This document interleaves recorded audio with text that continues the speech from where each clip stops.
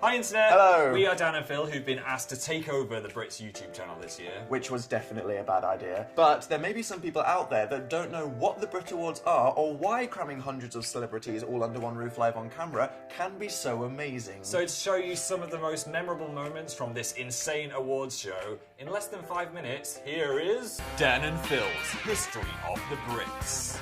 90s. Definitely the best decade. The decade of Pokemon, sheep cloning, and the internet. So, I mean, you know, what more needs to be said? Well, Pogs, Sabrina the Teenage Witch, Crash Bandicoot. Well, okay, we could probably be here for a while. But I mean, like, the 90s was a real dystopian hell for fashion and pop music. Depending on how you look at it, it was either the best or by far the worst point in history for humanity. But what happened with the Brits, Dan? 1991. The year I was born. Best year. They kicked things off with a rock music mega mix to try to show the world the best of British rock music, which they chose to accompany on stage with some ballet. Her legs are so bendy. The birth child of a lady and a giraffe. Also EMF. You can't play bass wearing a boxing glove. 1992.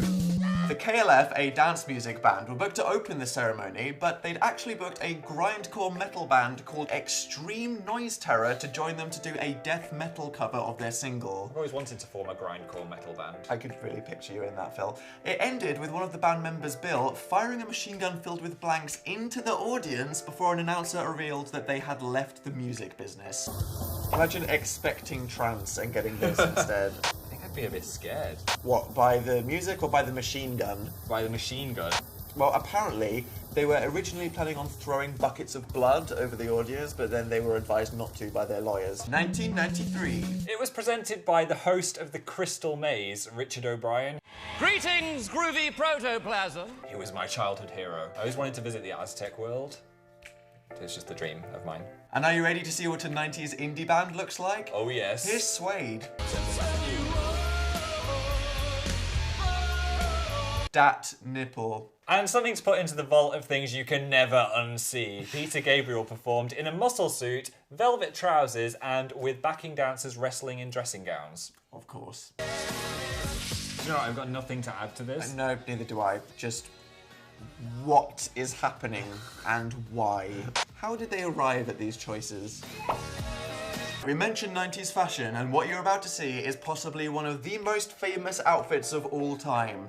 Jerry Halliwell's Union Jack dress, which is possibly a vest, no one's quite sure. The internet says she was supposed to wear black, but got her sister to make it out of a tea towel. Right. Probably not true, but hey. Oh yeah, this was my jam when I was 5, seriously. I had this on tape. Who was your favourite?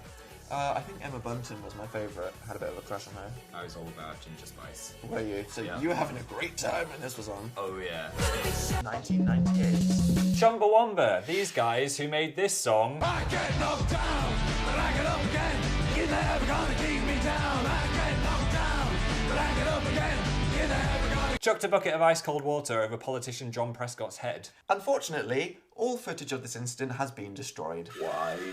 And that was the 90s. I feel like it was truly the Renaissance. I don't think we could get away with any of those things anymore. I miss my Ginger Spice cushion. You had a Ginger Spice cushion? Just to snuggle it. What a decade. So now if you want to time warp back to the 80s or forward to the noughties, then either click here or check out the links in the description.